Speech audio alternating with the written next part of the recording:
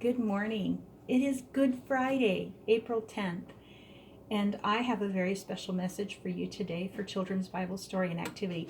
And I have an incredible activity for us to do today. And I'm in the kitchen. It's not cooking with a message time, it's still Children's Bible Story and Activity. And we're going to do something in the kitchen today. But before we do that, let's get started. So we've been talking about Moses, and this is still Moses. So what does Moses have to do with Good Friday? Let's find out. So I'm in Exodus, and it's chapters 7 through 12. That's a lot of chapters. So here's what's taking place. Moses has been called by God to go to Pharaoh and request to have the Israelites set free. And Pharaoh's like, no. And so God sends several plagues to the Israelites or to the Egyptians because Pharaoh won't let them go. So here are the plagues. I have them all written down in order. So the first one was the Nile River turned to blood. And that meant that everything died. The water became unable to be bathed in or to drink. Then there was the plague of frogs. Frogs were everywhere. They were in people's beds. They were in their flour. There were frogs everywhere.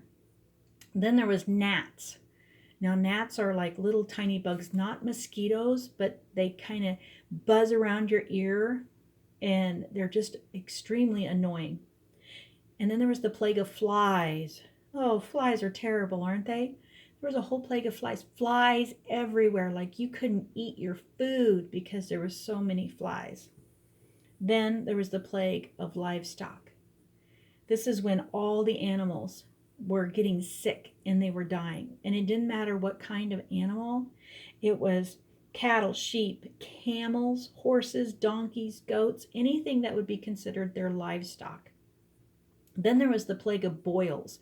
And boils are sores that would get up on the skin and they burn and they get pus pockets and they're terrible, terrible. Oh, so painful. And then there was the plague of hail, great big hail, and it hailed non-stop. So like when we get a rainstorm, we might get hail and it might hail for a little while. This was hail non-stop for hours and hours and hours and hours. The hail was so bad it killed everything. It destroyed everything. Then there was the plague of locusts. Now, if you don't know what a locust is, they're great big bugs and they're really ugly and they have a hard exoskeleton. And so if you step on them, they crunch. Ugh. But they chirp and they make a horrible racket when they chirp. And so there was this plague of locusts. And then there was the plague of darkness. Darkness for 3 days. Absolutely no light from the sun or the moon for 3 days. No stars, nothing. Absolutely darkness. Then came Passover. And this is what ties into Good Friday. Now, all of these plagues were affecting the Egyptians, but not the Israelites. And God was protecting the Israelites through all of this. And so when the Passover came, once again, God said, I'm going to take care of you. And so here's how it works. You're going to take a lamb and you're going to kill it. You're going to take the blood from the lamb and put it on your doorpost. And when the angel of death comes through and it sees the blood on your doorpost, the angel of death will pass over your home. Now, what did the angel of death? That sounds really, really bad. Well, Pharaoh had not wanted to let the Israelites go, and his torture and torment of the Israelites was so bad. And so each plague got worse and worse and worse and worse until finally it was time for this. And so what was going to happen was the angel of death was going to come into the Egyptian homes and was going to strike dead the firstborn of every Egyptian family. The firstborn. And that didn't matter if it was cattle or livestock or horses or children, or if you were the firstborn in your family as an adult, you would have been struck dead. But because the Israelites put blood over their houses, the angel of death passed over them. So when Good Friday happened, they were celebrating Passover. And they had a special meal. And this was the Last Supper. This was the Last Supper. This was what they were doing when Jesus instituted the last meal with the disciples. They were celebrating Passover when God took care of the Israelites. Now, the other thing is, whenever the Israelites were traveling, they were told, Pharaoh's going to let you go, but you're going to have to hurry. You're going to have everything packed and ready to go, and you need to take bread for your journey because you're not going to have time to cook. You're not going to have time to stop and make food. And so you don't have time to let your bread have yeast in it and let it rise, because yeast, when you put yeast in something, you have to let it sit for a little while and you have to let it rise. Well, God told the Israelites, you don't have time for that. When Pharaoh says go, you get your stuff and you go. And so today we're going to make a quick bread, and it's biscuits.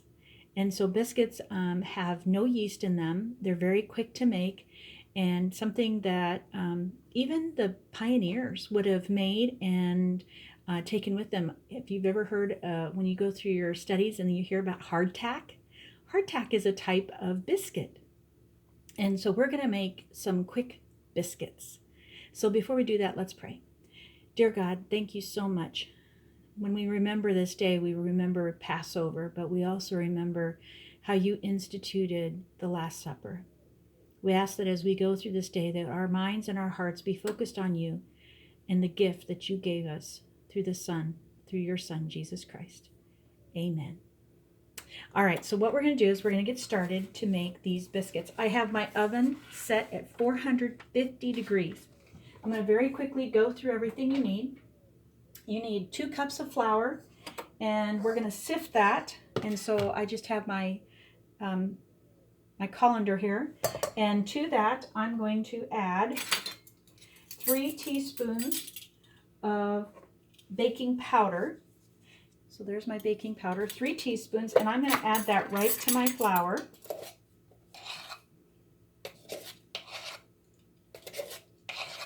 And this is what's going to make, this would have acted like the yeast, because this is what will make your biscuits rise and get fluffy. Then I need a 1/2 teaspoon of salt, and that goes right in here too. And then I'm just going to sift this. So give me a second and I'll get that done. I'll come right back.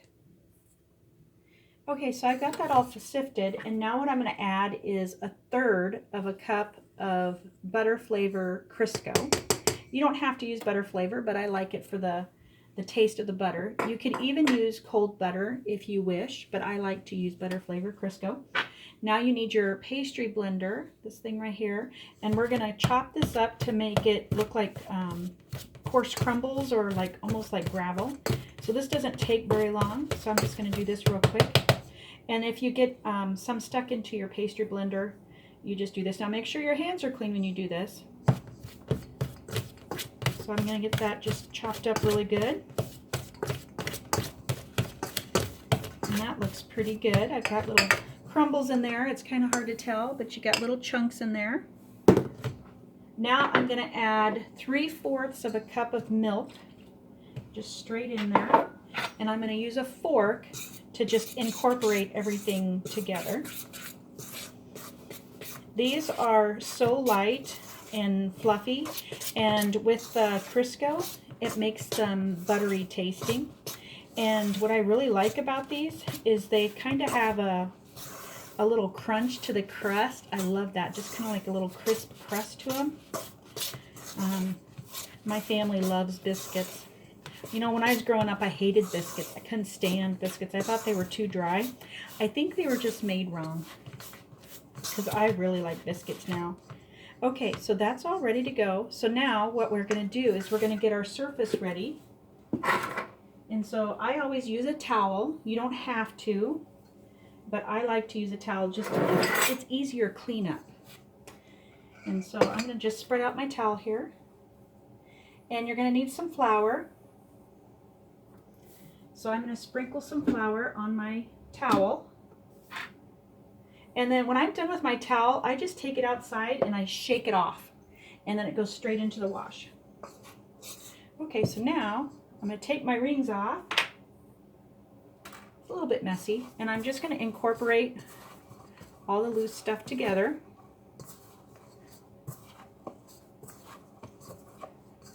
And I'll put it out on my surface and I'm going to just knead it down just a little bit. Not much, just a couple of turns.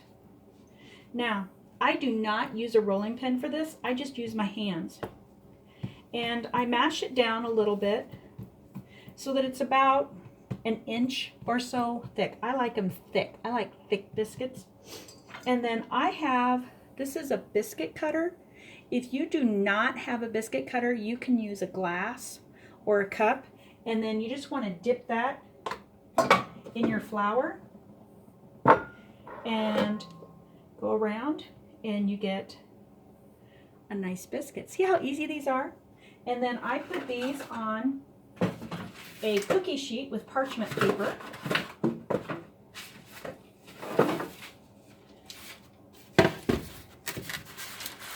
And so I'm going to go ahead and chop out these next ones.